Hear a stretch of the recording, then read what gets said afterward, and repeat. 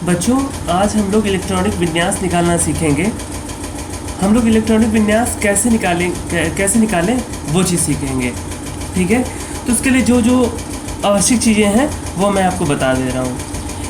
यहाँ पर उपकोष लिखे हैं, उपकोष S, P, D, F और उसमें उपस्थित इलेक्ट्रॉनों की अधिकतम संख्या। S में अधिकतम 2 इलेक्ट्रॉन भरे जा सकते हैं। ऐसा नहीं है कि एक नहीं भरा जा सकता, एक भरा जा सकता है, लेकिन अधिकतम उसमें 2 इलेक्ट्रॉन ही जा सकते हैं। P में अधिकतम इलेक्ट्रॉन 6 जा सकते हैं। D उपकोष में अधिकतम इलेक्ट्रॉन 10 जा सकते हैं। F में अधिकतम इलेक्ट्रॉन 14 जा सकते हैं। ठीक है, और ये ऊर्जा का बढ़ता हुआ क्रम है। इसको मैं विस्तार से बता सकता था, लेकिन कक्षा 9 में जितनी जानकारी आवश्यक है मैं उतनी ही बता रहा हूँ। ओके, तो आपको अगर इलेक्ट्रॉनिक विन्यास निकालना है तो आपको इन बातों का और इन बातों का ध्यान रखना पड़ेगा, आपको ये याद करना पड़ेगा। इसकी होती है एक ट्रिक, लेकिन वो अपर क्लास में आपको पढ़ने को मिलेगा। ठीक है, तो आप लोग देख रहे होंगे यहाँ पे आगे जो लिखी वो संख्या लिखी हुई है 1S। ये 15 नहीं है, 1S है, 2S है, 2P है, 3S है, 3P है, 4S है, 3D है। ये आपको क्रम याद करना पड़ेगा। ओके बच्चों, तो आप लोग देख रहे हो कि आगे एक संख्या लिखी हुई है, उसके बाद ABCD अल्फ़ाबेट का एक अक्षर है। यहाँ पर क्या लिखा हुआ है, एक संख्या है, उसके बाद अल्फ़ाबेट का एक अक्षर है, फिर संख्या लिखी, फिर ये एक अल्फ़ाबेट का अक्षर है, ऐसे सब में ऐसे। तो आगे जो संख्या लिखी हुई है वो कोशों की संख्या को बताता है। ध्यान रखना बच्चों, मैं इसमें लिखे दे रहा हूँ, ये कोश की संख्या को बताता है। और जो ये ABCD का अक्षर है ये उपकोष को बताता है, उपकोष को बताता है।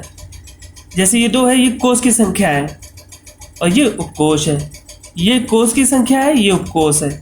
ठीक है बच्चों, मैं जब कोष की संख्या की बात करूं तो ध्यान रखना ये कोष होता है।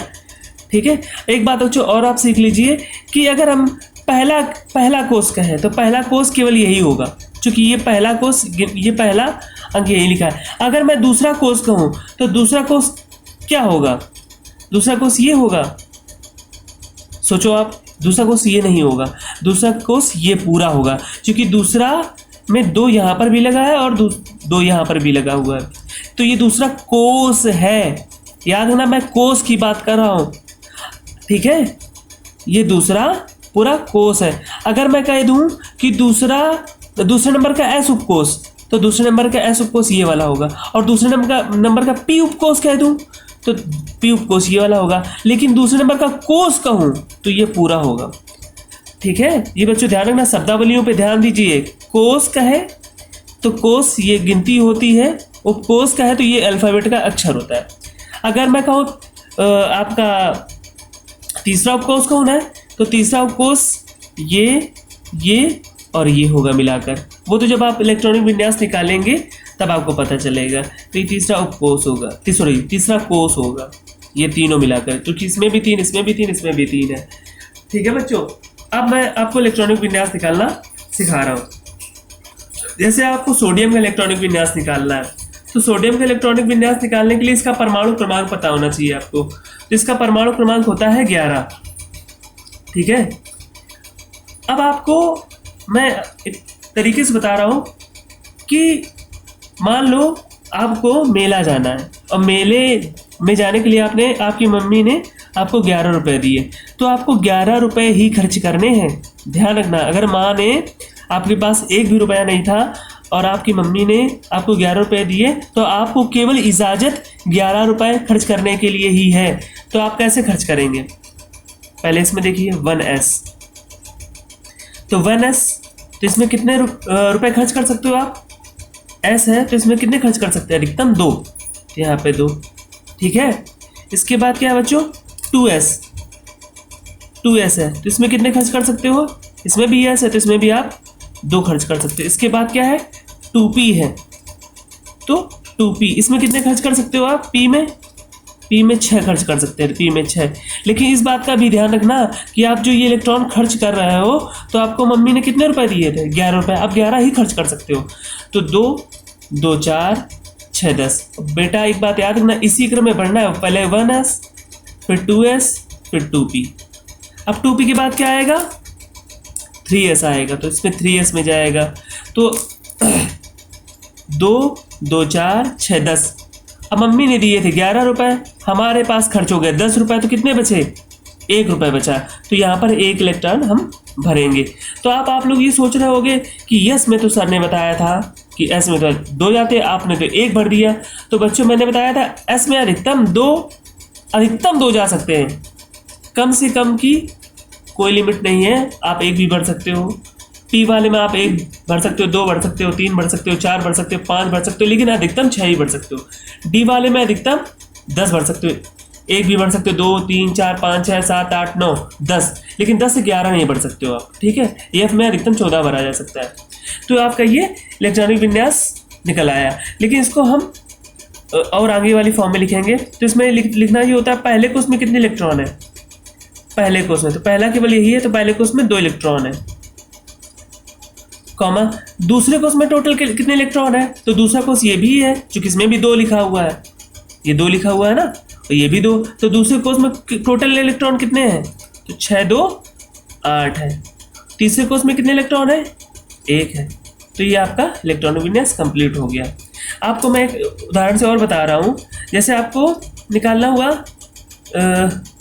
Ca का, अगर आपको कैल्शियम का इलेक्ट्रॉनिक विन्यास निकालना है तो इसका आपको परमाणु क्रमांक पता होना चाहिए, 20 होता है, ठीक है।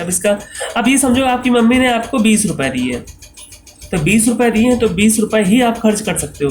तो आप लोग पहले लिख लीजिए, ये थोड़ा सा लिख लीजिए, 1s 2s, ताकि बाद में दिक्कत ना हो। 2s, उसके बाद 2p होगा, 3s होगा, 3p होगा। अभी इतना ही लिखे ले रहा हूँ, आगे चल के अगर कम पड़ेगा तो मैं और बना लूँगा। तो एस में अधिकतम कितने इलेक्ट्रॉन जा सकते हैं, एस में अधिकतम 2 इलेक्ट्रॉन भरे जा सकते हैं। इस एस में 2, पी में 6, इसमें 2, इस पी में, लेकिन बच्चों पी में भरने से पहले ये देख ले कि मम्मी ने कितने रुपए दिए थे। मम्मी ने हमको 20 रुपए दिए थे, तो हम 20 रुपए ही खर्च कर सकते हैं। ऐसा तो नहीं कि ज़्यादा खर्च हुए जा रहे हैं, बाद में जेब में पैसे डालें तो हो ही ना पैसे, और फिर उसको हम पैसे कहाँ से देंगे, ठीक है। मेले में जब खर्च करेंगे, चाट बतासा मैगी बर्गर पिज्ज़ा वगैरह खाएंगे, पता लगा ज़्यादा खा लिया, तो पैसे फिर कहाँ से देंगे। मम्मी ने तो 20 ही रुपये दिए ना, तो कहाँ कितने रुपए खर्च हुए, तो इसमें 2 रुपये खर्च हुए, इसमें 2 2 4 6 10 12, यानी हमारे पास 8 रुपये भी बचे हुए हैं। तो 3p में कितने भरे जा सकते हैं, 6 भरे जा सकते हैं। अब कितने बचे, 2 2 4 4 6 10 10 2 12 12 6 18, यानी हमारे पास अभी 2 रुपये बचे हैं। तो 3p तक भर गया। अब आगे चले 4s में, तो हमारे पास कितने बच रहे थे, 2, और s में अधिकतम 2 जा भी सकते हैं, कोई दिक्कत नहीं है। तो ये इलेक्ट्रॉनिक विन्यास निकल आया। अब आप लोग करेंगे ये कि आप लोग मुझे करके दिखाएंगे, आर्गन का आप लोग करके दिखाइए। आर्गन का इलेक्ट्रॉनिक विन्यास कितना होता है मैं ये बता दे रहा हूँ। आर्गन का इलेक्ट्रॉनिक विन्यास 18 होता है। आप लोग इसका इलेक्ट्रॉनिक विन्यास हमें निकाल के दिखाएंगे, और इसका मैं कंप्लीट करा दूँ। थोड़ा सा मैं होमवर्क देने जा रहा था तो थोड़ा जल्दी हो गया। मैं आपको ये बता दूँ कि पहले कोर्स में कितने इलेक्ट्रॉन है, टोटल 2 है। दूसरे कोर्स में कितने इलेक्ट्रॉन है, 6 2 8 है।